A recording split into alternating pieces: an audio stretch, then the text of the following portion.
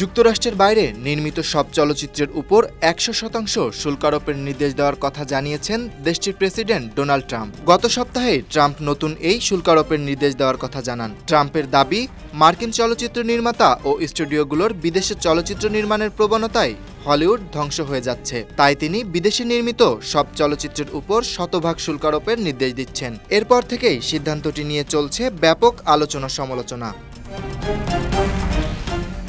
গত জানুয়ারিতে ট্রাম্প হলিউডকে আগের চেয়ে বড়, ভালো এবং শক্তিশালী করে ফিরিয়ে আনার জন্য হলিউডের ৩ অভিজ্ঞ অভিনেতা জন ভয়েট, সিলভেস্টার স্ট্যালোন ও মেল গিবসনকে দায়িত্ব দিয়েছেন। তাদের সিদ্ধান্তেই ট্রাম্প এমন আইন করতে যাচ্ছেন।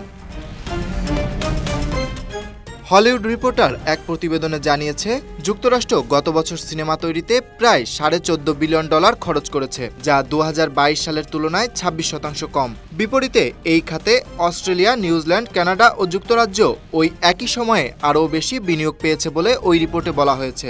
গত এপ্রিলে চীন বলেছে, দেশটিতে আমেরিকান সিনেমার প্রবেশের জন্য যে কোটা ঠিক করা আছে সেটি তারা আরও কমিয়ে দিতে যাচ্ছে।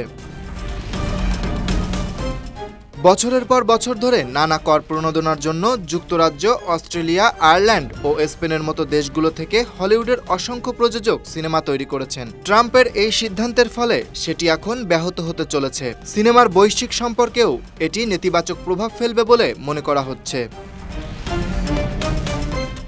Mission impossible, the final reckoning, Avatar, fire and ash, adventures dooms এর মতো কিছু বড় বাজেটের সিনেমা আছে যেগুলোর শুটিং হয়েছে বিশ্বজুড়ে। সেগুলোতে কি পরিমাণ শুল্ক প্রযোজ্য হবে তা পরিষ্কার নয়।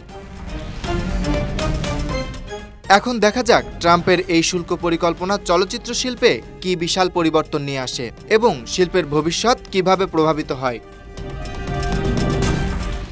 ফিল্ম AL এর তথ্য অনুযায়ী গত এক দশকে লস অ্যাঞ্জেলসের চলচ্চিত্র এবং টেলিভিশন প্রযোজনা প্রায় 40% কমে গেছে। অ্যাম্পিয়ার অ্যানালিটিক্সের পূর্বাভাস অনুযায়ী 2025 সালে বিশ্বব্যাপী কন্টেন্ট নির্মাণের জন্য $248 বিলিয়ন খরচ হবে, যার একটি বড় অংশ দখল করার জন্য বিশ্বের বিভিন্ন সরকার আরও বেশি কর ছাড় এবং নগদ ছাড়ের প্রস্তাব দিয়েছেন। বিশ্বজুড়ে এই ঘোষণার তীব্র প্রতিক্রিয়া দেখা দিয়েছে। বিভিন্ন দেশের চলচ্চিত্র নির্মাতারা এই সিদ্ধান্তের সমালোচনা করেছেন এবং এর ফলে আন্তর্জাতিক চলচ্চিত্র শিল্পে নেতিবাচক প্রভাব পড়বে বলে আশঙ্কা প্রকাশ করেছেন। Dhaka express news desk.